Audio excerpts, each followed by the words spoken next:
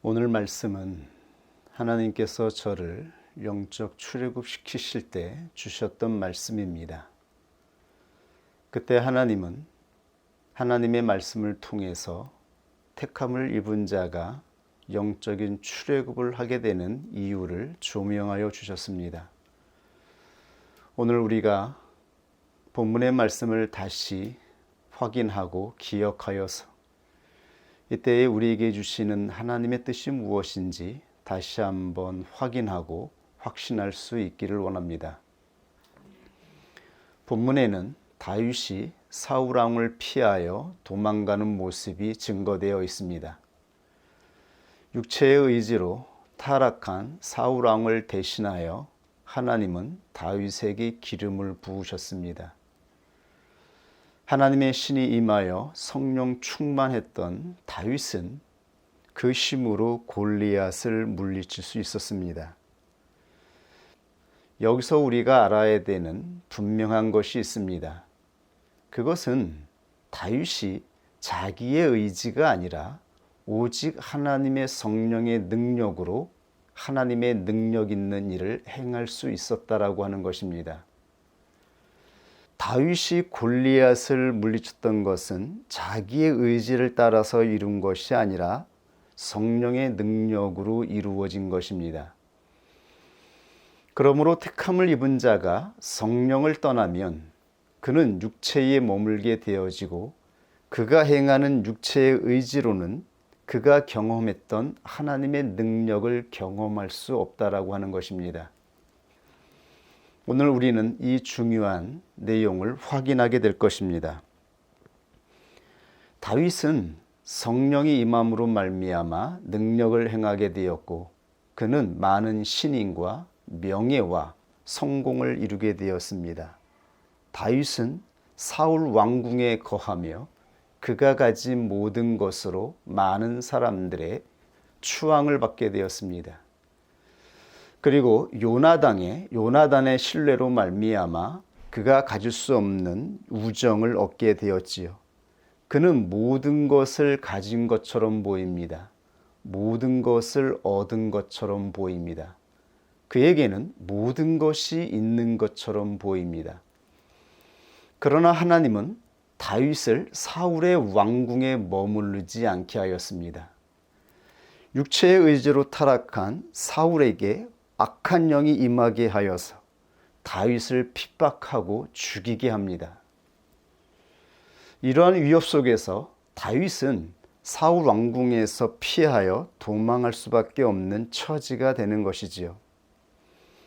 이때 사울 왕을 강팍하게 한 것은 하나님의 주권적인 의지였음을 우리들이 확신 있게 붙잡을 수 있기를 원합니다. 지금 다윗에게 임하는 것은 사람의 뜻이 아니라 하나님의 주권적인 의지 속에서 이루어지는 것입니다. 애굽에 있던 이스라엘 백성들을 출애굽시키실 때 하나님은 애굽의 왕 바로를 강팍하게 하셔서 이스라엘 백성들이 애굽을 떠나게 하셨습니다. 그 죽음의 위험으로부터 이스라엘 백성들을 지키는 하나님의 능력을 경험하게 하신 것입니다. 그리고 그들을 광야로 부르셔서 그들에게 함께 하시는 하나님이 어떠한 분이신지를 알게 하셨던 것이지요. 그처럼 지금 다윗도 영적인 출애굽을 하고 있습니다. 다윗이 모든 것을 가지고 모든 것을 이루고 하나님 나라를 세울 것만 같았던 사울의 궁전은 하나님이 원하시는 곳이 아니었습니다. 그곳은 타락한 곳이며 이미 그곳은 부패된 곳이며 그곳의 왕은 사울이었습니다. 하나님은 새로운 곳에 새 나라를 세우게 하시는 것이지요. 그래서 사울 왕궁에 있던 다윗을 떠나게 하시는 것입니다. 그때 다윗은 홀로 되게 됩니다. 다윗은 아무것도 가지지 못한 채 그의 옆에 누구의 도움도 받지 못한 채 홀로 있는 신세가 되고 있습니다. 오늘 본문 사무엘상 21장 1절의 말씀입니다. 아비멜렉이 떨며 다윗을 영접하여 그에게 이르되 어찌하여 내가 홀로 있고 함께하는 자가 아무도 없느냐. 그렇습니다. 다윗이 홀로 되고 있습니다. 그와 함께하던 그 수많은 사람들은 어디에 있습니까? 그를 지켜주던 안전한 초소가 어디에 있습니까? 그가 가지고 있던 수많은 부와 권세가 어디 있습니까? 지금 그는 홀로 되어 있습니다. 택함을 입은 한 영혼이 하나님의 주권적인 의지로 영적인 출애굽을 할 때에 택함을 입은 자는 홀로 있게 됩니다. 홀로 되는 것은 하나님의 의지입니다. 택함을 입은 자가 때가 되어서 영적인 출애굽을 하게 될 때에 그는 홀로 있게 될 것입니다. 아브라함도 하나님께서 부르셨을 때 고향을 떠나게 하시고 부모로부터 떨어지게 하시고 그의 유일한 의지였던 조카 롯마저 떠나게 하시죠. 그리고 홀로 있게 하십니다. 이사야 51장 1절 이하의 증거입니다. 의를 쫓으며 여호와를 찾아 구하는 너희는 나를 들을지어다. 너희를 떠낸 반석과 너희를 파낸 우묵한 구덩이를 생각하여 보라. 너희 조상 아브라함과 너희를 생산한 사라를 생각하여 보라. 아브라함이 혈혈단신으로 있을 때에 내가 부르고 그에게 복을 주어 창성케 하였느니라. 대저 나 여호와가 시온을 위로하되 그 모든 황폐한 곳을 위로하여 그 광야로 에덴 같고 그 사막으로 여호와의 동산 같게 하였나니 그 가운데 기뻐함과 즐거워함과 감사함과 창화하는 소리가 있으리라. 하나님께서 하나님이 택하신 자를 부르셔서 영적인 출애굽을 하게 하실 때 그는 홀로 됩니다. 홀로 되어 광야를 걸어가는 나그네가 되는 것입니다. 광야에서 하나님은 홀로 된 택자를 만나시는 것입니다. 바로 그곳에 하나님의 성소가 있으며 바로 하나님은 그곳에서 택함을 입은 자를 만나시고 그에게 새로운 나라를 시작하게 하시는 것입니다. 이 놀라운 은총과 이 놀라운 경험들이 우리에게 있었다라고 하는 것을 분명하게 기억하고 확신하는 자가 될 수 있기를 원합니다. 야곱은 어떠합니까? 야곱은 부모의 품 안에서 안전하게 평안하게 살아가고 있었습니다. 그를 지극히 아끼는 어머니의 품 안에 있었지요. 그러나 하나님은 때가 되어 야곱을 영적인 출애굽을 시키시기 위해 육신을 따라가는 에서를 강팍하게 하여서 야곱을 죽이도록 충동하시지요. 결국 야곱은 자신이 거하던 안락한 품, 안락한 처소였던 고향과 부모를 떠나 홀로 길을 걸어가는 나그네가 되고 있습니다. 하나님의 모든 택함을 입은 자들이 이렇게 하나님의 주권적인 의지 안에서 하나님의 의지로 말미암아 홀로 되어 영적인 광야를 걸어가는 나그네가 되었습니다. 우리를 핍박하고 우리에게 고통을 주었던 그 모든 수단들은 사람이 아니라 하나님의 주권적인 의지였음을 기억하십시오.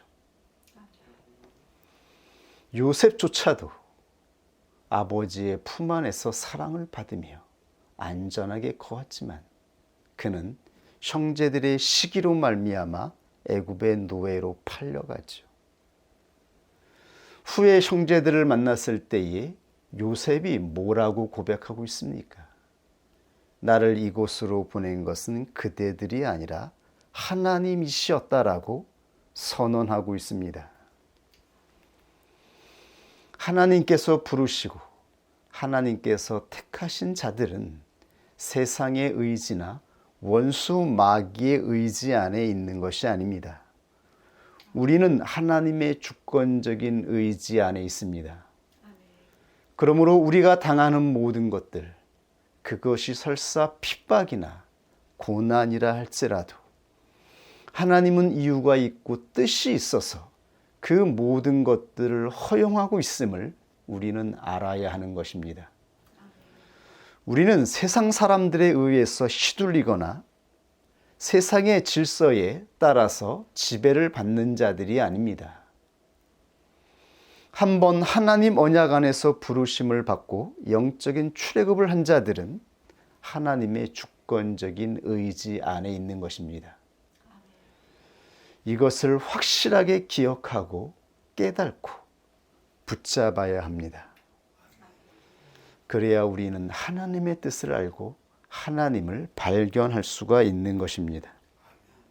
그렇다면 홀로됨의 영적인 상태는 무엇일까요? 하나님은 왜 택함을 입은 자를 홀로 되게 하시는 것일까요? 홀로 된 택자 안에 주어지는 상태, 하나님은 무엇을 원하고 있는 것일까요? 마태복음 5장 3절 이하에 이렇게 예수님께서 증거하였습니다. 심령이 가난한 자는 복이 있나니 천국이 저희 것임이요. 애통하는 자는 복이 있나니 저희가 위로를 받을 것임이요. 즉 영적인 의미에서 홀로 된다라고 하는 것은 가난한 심령이 된다라는 의미인 것입니다. 하나님은 우리가 가난한 자가 되기를 원하십니다. 가난하고 애통하는 자가 되기를 원하십니다. 하나님은 우리가 가난한 심령으로, 애통한 심령으로 나아갈 때에 그때 만날 수 있기 때문인 것입니다. 그러나 가난한 심령은 자기 의지를 가진 상태에서는 주어지지 않습니다.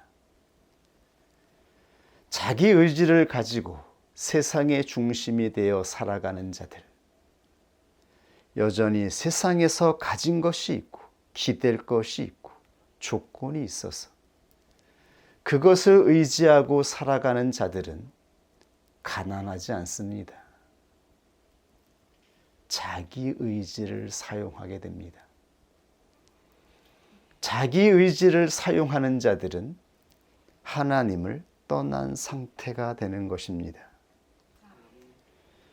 자기 의지는 곧 육체를 의미하며 이 육체의 상태는 곧 하나님을 떠난 상태가 되는 것입니다. 그래서 하나님은 하나님께서 부르신 자들을 영적인 출애굽을 시키는 것입니다.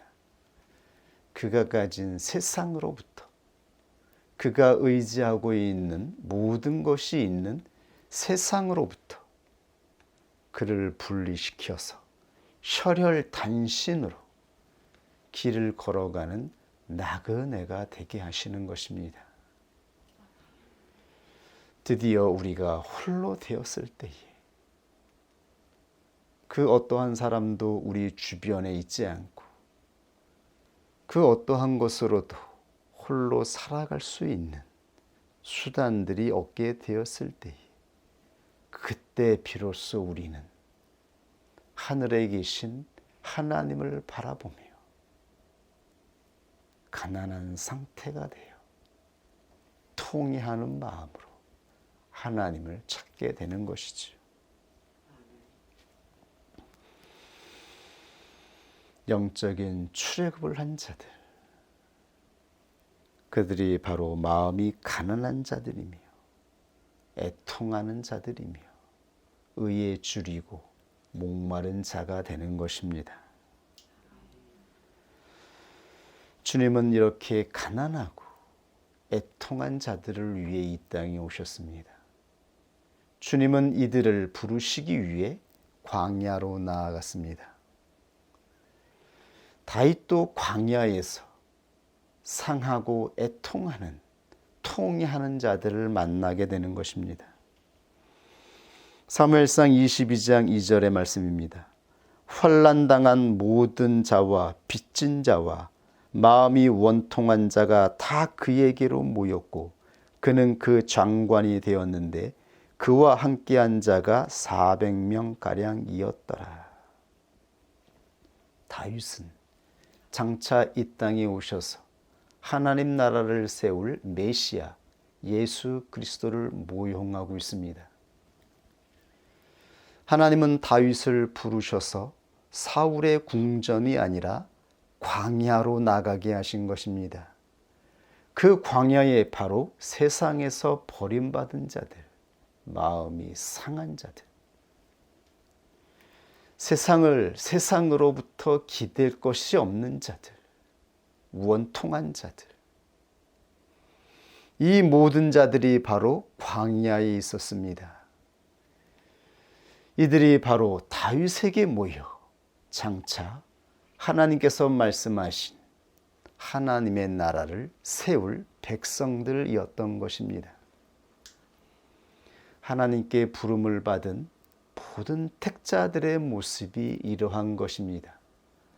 하나님은 이 땅에서 지성 있는 자들, 똑똑한 자들, 물질이 있는 자들, 명예가 있는 자들을 부르시지 아니하시고 이 땅에 아무것도 가진 것이 없어서 아무것도 의지할 것이 없어서 그저 하나님을 향하여 애통해하며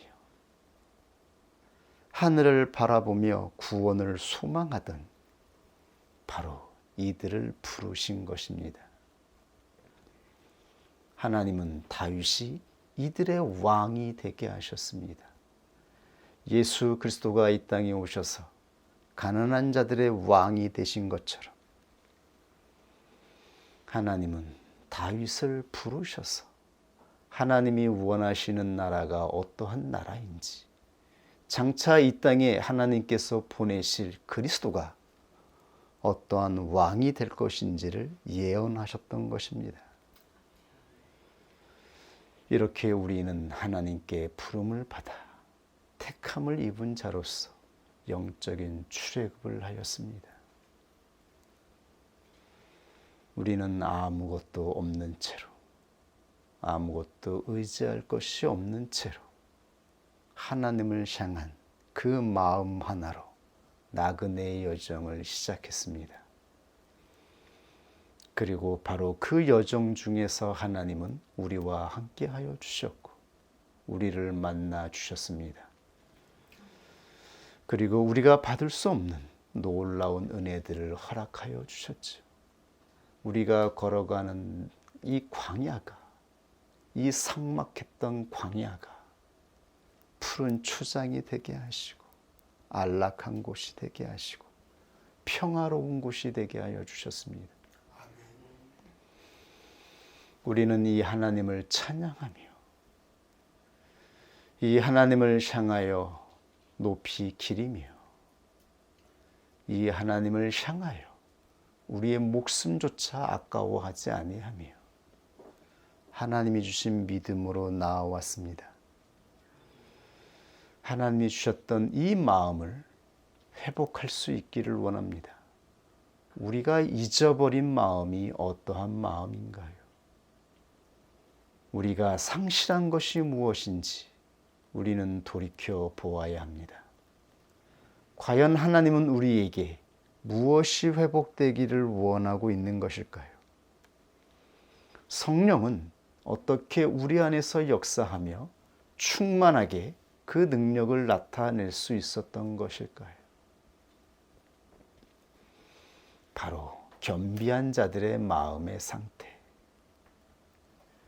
가난한 자들의 마음의 상태 안에서 성령께서 역사하신 것입니다. 이것을 기억하는 자가 되기를 원합니다. 홀로 된 자들은 자기 의지를 상실한 자들입니다. 자기 의지가 꺾인 자들입니다. 홀로 된 자들은 통회하는 자들이며 자기 의지를 나타낼 수 없게 된 자들입니다. 오직 하늘에서 주시는 은혜만을 기다리는 자들입니다. 자기 의지가 강한 자들은 여전히 세상의 힘을 가지고 있는 자들입니다. 여전히 자기가 의지할 세상의 수단이 있다라고 생각하는 것입니다. 이들은 자기의 힘으로 자기가 원하는 것을 가질 수 있다라고 생각하고 있는 것입니다. 성경은 이러한 상태를 신이 없는 상태, 망령된 상태라고 선포하였던 것입니다. 바로 에서가 그러한 상태였던 것입니다. 음행하는 자와 혹 한 그릇 식물을 위하여 장자의 명분을 판 에서와 같이 망령된 자가 있을까 두려워하라. 육체, 자기 의지를 따라 육체가 되었을 때에 하나님은 사울 왕을 통하여 악신이 역사하게 만들었고, 그를 통하여 택함을 입은 자가 출애굽을 하게 하셨습니다. 에서가 육신의 의지로 나아갈 때에 하나님은 그 의지로 그를 강팍하게 하여 야곱을 죽이게끔 역사하였습니다. 야곱은 이러한 육체의 의지를 피해서 도망가는 나그네가 되었던 것입니다. 우리를 핍박하여 우리가 안전하게 거하였던, 우리의 모든 것이 있었던 그 세상을 떠나게 하신 것은 바로 하나님의 주권적인 의지인 것입니다. 우리는 세상이 아니라 하나님의 의지 앞에서 살아가는 자들인 것입니다. 사울왕의 핍박으로 쫓기고 있던 다윗의 육적인 상태를 보십시오. 육적인 상태가 되었을 때에 그가 나아가는 모습은 어떠한 모습이겠습니까? 다윗은 사울 왕을 피하여 도망가고 있습니다. 그는 황급히 피하여 노베에 있는 성소에 들어갔습니다. 그 성소에서 다윗은 자기의 길을 찾고자 하였습니다. 우리가 걸어가는 길은 어디서 찾을 수 있습니까? 성소에 하나님의 뜻이 있습니다. 성소는 하나님의 뜻을 찾고 하나님의 뜻을 발견하는 곳입니다. 다윗이 아히멜렉에게 이르되 여기 당신의 수중에 창이나 칼이 없나이까?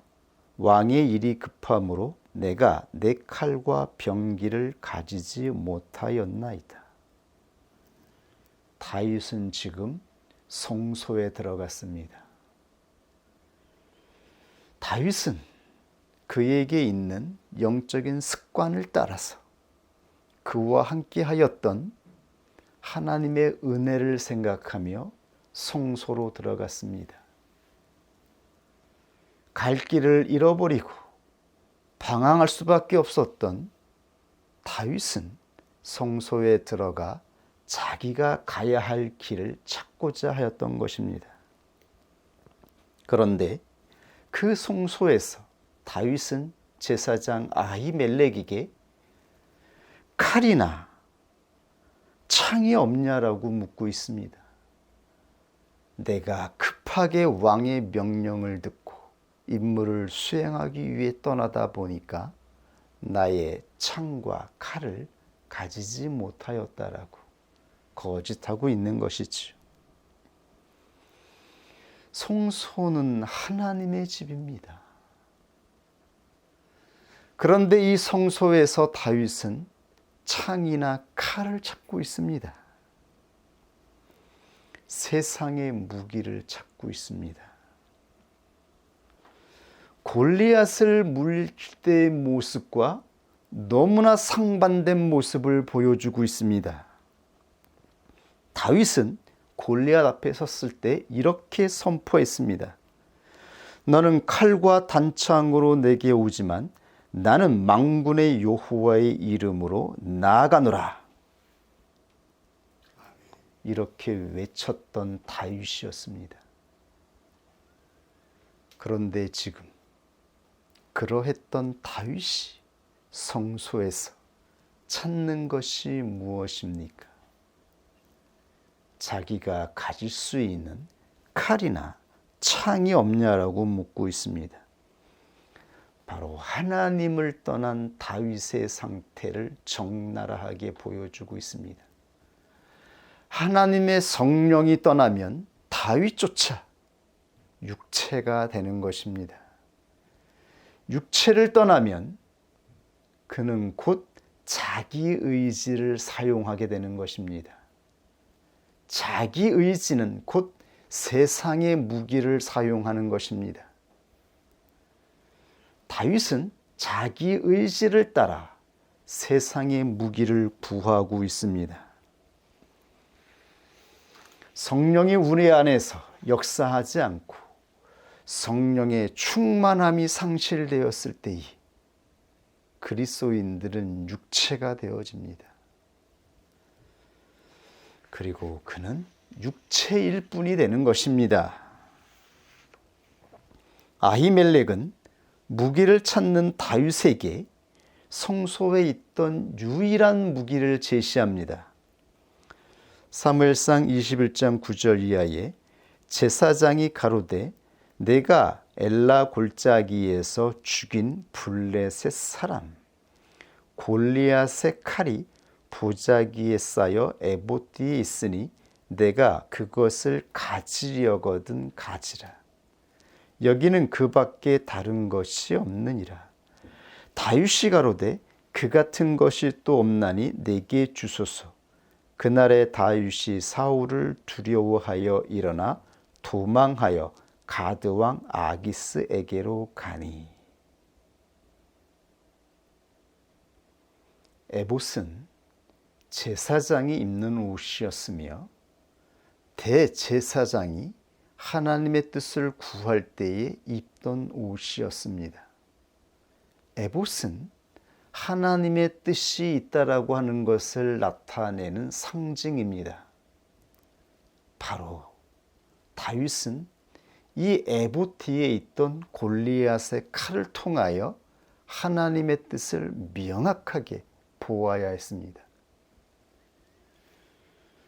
에봇 뒤에 있던 골리앗의 칼은 그 무엇보다 선명하게 하나님의 뜻을 나타내고 있습니다. 하나님의 뜻이 무엇입니까? 힘의 근원, 구원의 근원.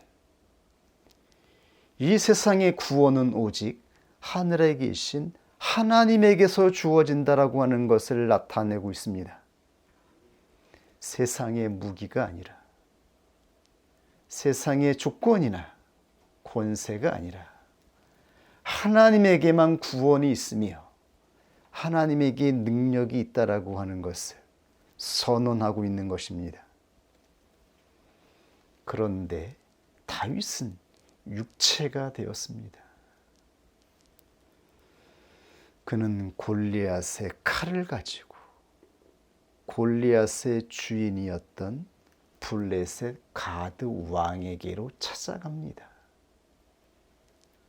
그 이유는 자기가 죽인 골리앗, 그 골리앗을 죽인 징표인 이 골리앗의 칼을 가지고 가서 자기의 정체를 드러내고 자기를 용병으로 받아주기를 간청하기 위함이었습니다.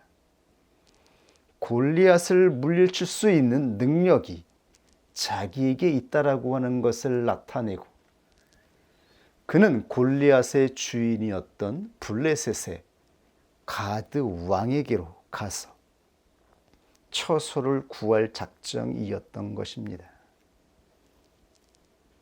이것이 바로 다윗의 육체의 의지였습니다. 그는 자기가 죽인 골리앗의 칼을 가지고 골리앗의 주인이었던 블레셋 가드 왕에게로 찾아갑니다. 그러나 결과는 어떻게 되었습니까? 블레셋의 신하들이 다윗을 의심합니다. 그가 누구냐? 사울은 천천히요, 다윗은 만만이라고 했던 우리의 적이 아니냐? 그가 무슨 용무로 우리에게 왔겠느냐라고 하면서 왕에게 다윗을 죽여야 한다라고 청하게 되는 것이죠. 이때 다윗은 자기의 목숨의 위급함을 느끼고 미친 채를 합니다. 침을 질질 흘리며 바닥에 뒹굴며 손가락으로 바닥을 긁으면서 자기가 미쳤다라고 하는 것을 나타내죠. 이것으로 겨우겨우 그는 쫓김을 당하여 목숨의 구원을 받게 되는 것입니다. 하나님의 성령을 따라 나아가지 아니하고 육체를 따라 나아갔을 때 그 결과는 바로 수치와 부끄러움인 것입니다. 하나님이 우리를 홀로 되게 하시는 것은 우리가 통회하는 자가 되게 하기 위함인 것입니다. 우리가 통회하는 자가 되었을 때 비로소 하나님을 찾게 되기 때문입니다. 우리의 마음이 얼마나 강팍한지를 보십시오. 우리의 마음이 얼마나 하나님을 떠나 있는지를 보십시오. 하나님이 주신 모든 은혜의 선물로 육체의 정욕을 따라 나아가지 않습니까? 우리에게 핍박과 고통이 당하면 우리는 하나님을 찾는 것이 아니라 우리의 육체의 본성을 따라 동일하게 대적하며 혈기내고 분노하지 않습니까? 엎드려져서 하나님 앞에 통회하지 않습니다. 자기의 의지를 따라 이성적으로 생각하고 살아갈 궁리를 하지 않습니까? 이런저런 궁리를 하며 내가 살아갈 방도를 찾지 않습니까? 나에게 남아있는, 나에게 주어진 세상의 환경을 이리저리 계산하며 살아갈 계산을 하지 않습니까? 하나님이 우리가 핍박을 받게 하고 고통을 받게 하는 이유는 단 한 가지입니다. 우리의 마음이 가난해지고 애통하는 자가 되어서 하나님을 향하여 통회하는 마음으로 기도하게 하기 위함인 것입니다. 그때에 하나님을 만나게 되기 때문인 것입니다. 다윗은 노베 성소에 들어갔습니다. 그러나 여전히 육체의 의지가 앞서서 하나님의 뜻을 찾지 못하여 육체의 의지를 따라 육체의 계략을 따라 가지 말아야 할 곳, 바라보지 말아야 할 세상의 권세 안에 위탁하고자 하였지요. 그때 주어지는 것은 바로 수치와 모멸인 것입니다. 그러나 다윗은 하나님의 택함을 입은 자입니다. 그는 비록 한번 실수하여 육체의 의지로 블레셋 가드 왕에게로 갔지만 그가 수치와 모욕을 받고 빠져나왔을 때 그는 진정 통회하는 자가 되었습니다. 시편 34편에 보면 다윗이 이 상황 속에서 목숨을 구하고 하나님 앞에 기도했던 내용이 기록되어 있습니다. 의인이 외침에 여호와께서 들으시고 저희의 모든 환난에서 건지셨도다. 여호와는 마음이 상한 자에게 가까이 하시고 중심에 통회하는 자를 구원하시는도다. 드디어 다윗은 통회하는 자가 되었습니다. 그는 가난한 심령으로 돌아왔습니다. 그리고 하나님께 이 수치와 모욕을 당한 것에 대하여 감사의 찬송을 올려드리고 있습니다. 하나님을 다시 찾게 된 것에 대하여 하나님의 은혜의 손길을 다시 확인하게 된 것에 대하여 다윗은 하나님께 찬송을 올려드리고 있습니다. 하나님이 원하시는 것은 바로 마음이 상한 자에게 가까이 하시는 하나님이었음을, 중심에 통회하는 자를 구원하시는 하나님이었음을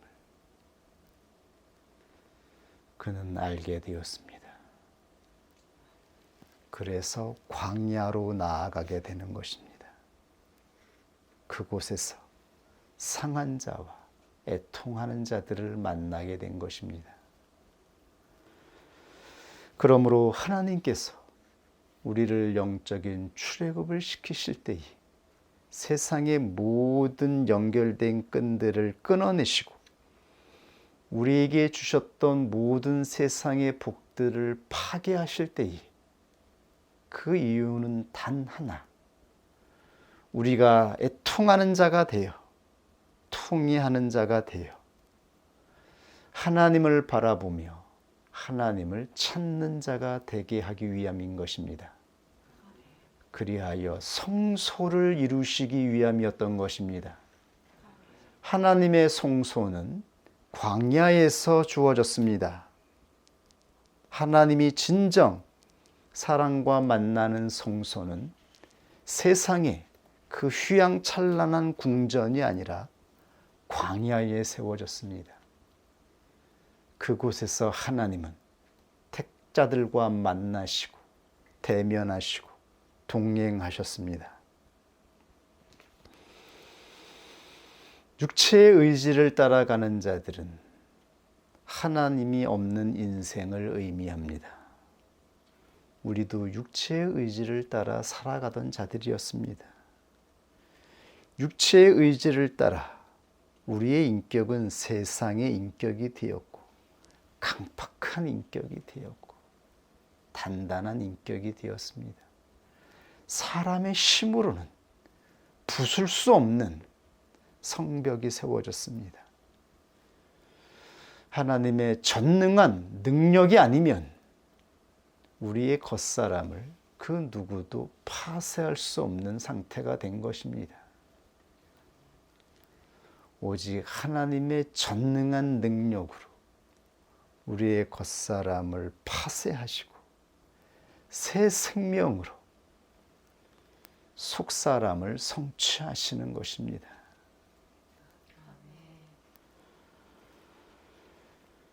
하나님께서 하나님의 주권적인 의지로 우리를 홀로 되게 하시고 영적인 광야로 나오게 하셨으며 나그네의 여정을 걸어가게 하셨음을 분명하게 다시 기억하며 확신하는 자가 되기를 원합니다.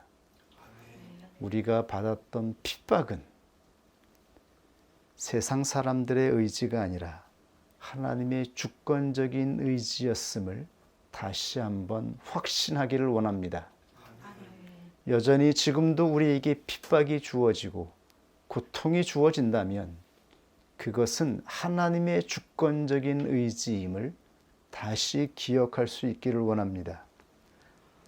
우리의 강팍한 상태를 부드럽게 하시고 우리가 애통하는 마음으로 하나님을 찾을 수 있도록 역사하시는 하나님의 권세에 있는 능력임을 분명하게 확신하시고 하나님 앞에 무릎을 꿇을 수 있기를 원합니다. 그러면 우리의 영혼은 구원을 받게 될 것입니다. 다시 하나님을 만나며 성령 충만하게 될 것입니다. 이렇게 성령을 따라 나아가는 자가 되기를 원합니다. 우리 같이 하나님이 주신 말씀 앞에 기도하겠습니다.